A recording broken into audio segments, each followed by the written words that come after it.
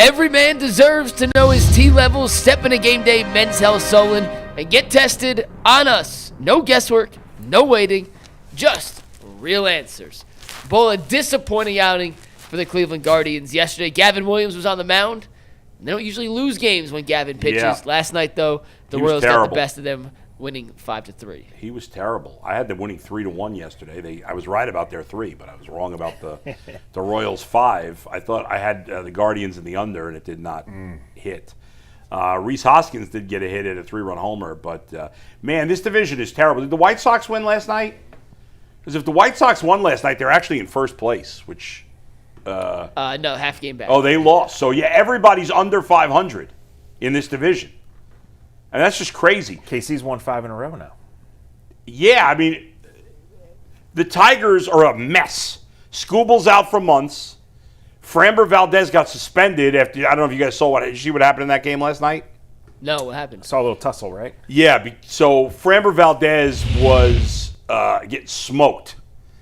And I don't know, I didn't see all the details, but I think he might have thought they were picking up his tail on his pitches, and so they were getting smoked, and he threw it right in the back of Trevor Story. I'm watching right now. It led to a benches-clearing brawl, so he's going to get suspended for that.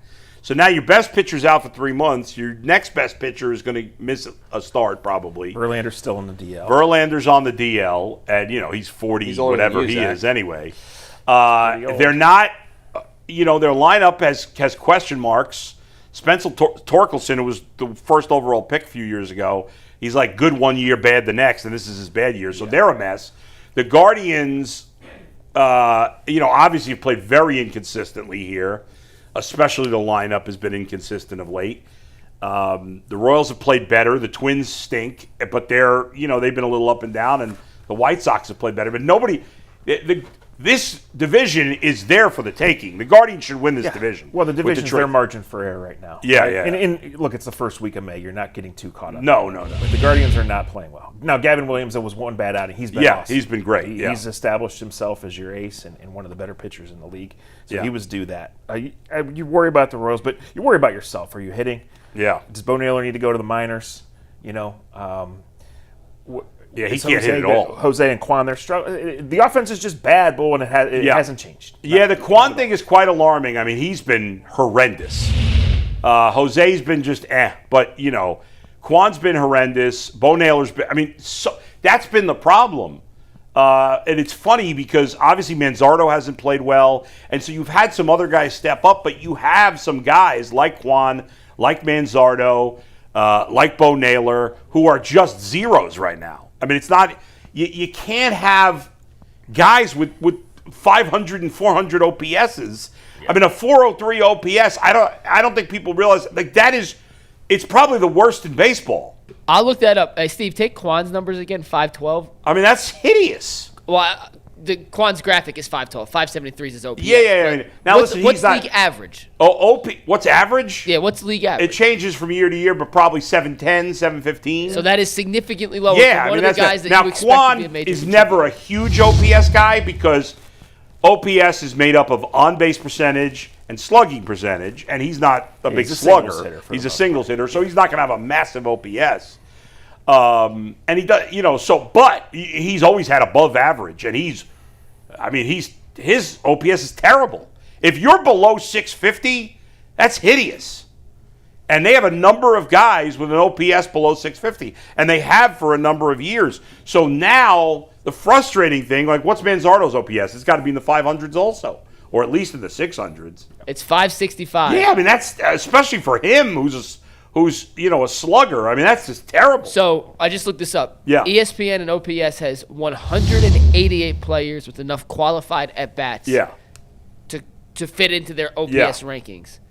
Steven Kwan is 169th. Yeah.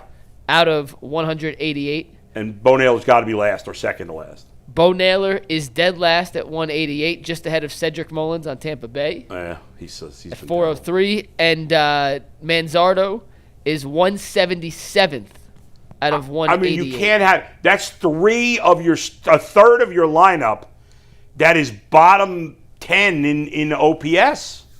And that's why, even though Schneeman's been good and You know, Angel and even Martinez. Jose's been. What's Jose's OPS right now? It's like 7. Steve, pull up Jose's numbers. I have OPS up, not the guard. I mean, Jose, you need him to have 900 or yeah, very he's least at in the high 730, 800s. which is Yeah, I mean that's probably barely below. Just above, I don't know what if they have league average there. Pro Baseball Reference league average is 726. So Okay, so just it's a little above league higher average. this year. So it's a little higher. So that's even worse for those guys. That the OPS league average has gone up a little bit. So Jose's basically league average. So when your best player is league average, your second best player and your third best player stink, it's hard to win. They're lucky they're only a game under 500, and they're lucky they're in this division. It's so funny because in the NL Central, every team's over 500. In the AL Central, every team's under. I think there's only 3 teams over 500 in the entire American League. The Athletics are 18 and 17, The Yankees are way above 500. 25 and 11, and the Rays are 23 and 12, and that is it. That's it. Funnily enough, the Royals, who are playing right now, are they won 8 of their last 10, 5 in Yeah. a row. I Yeah. mean, they're the hottest team in the division. Yeah, and they started so badly that Yeah. they're but everybody's there. So- I mean, it's early. And but- if you find a way, if you win 3-2 today and tomorrow, you still come home with a winning road trip. Yeah, you that's come true. home in first place. So it's May 6th or whatever. Kind of feels like we're talking about the Cavs here a little bit, too. It's like, Yeah. it's not the end of the world. Well, going through those OPS numbers, it was kind of like the Browns receivers in their Pro Football Focus. Yeah, you're right. Like 3 guys in the bottom 20 of existence. That is true. Yeah. Or But, guys at the top of the order have to hit. Yeah. And that's whether you expect to be a great offensive team or not. Yeah. And, this is a rut, and Jose's done it. Quan really hasn't done it. I mean, Quan has been Mr. Consistency in his career here. So that's alarming. So what do you got to make a decision on Bo Naylor. Maybe you got to shake up the batting order. Yeah. You have to create more offense. They hit for the first 2 days in Sacramento, and they've been right back to what they've been the rest of the year. yeah. outside Is of that. Cooper Ingle off the injured list? Yeah, he played last night, had an RBI single last night. Yeah, I mean, he's been. What's his numbers in Triple-A? He's been really good, I think, and he's a top prospect. Like, give him a shot. Yeah, it's time. I mean, he can't. And a lot of people have been sending me messages and saying, well, they should just play Austin Hedges every day. Now, listen, I've been hard on Austin Hedges over the year because he can't hit. And he's hit well in limited bats this year out of nowhere. He's been one of the worst hitters in baseball for his entire career.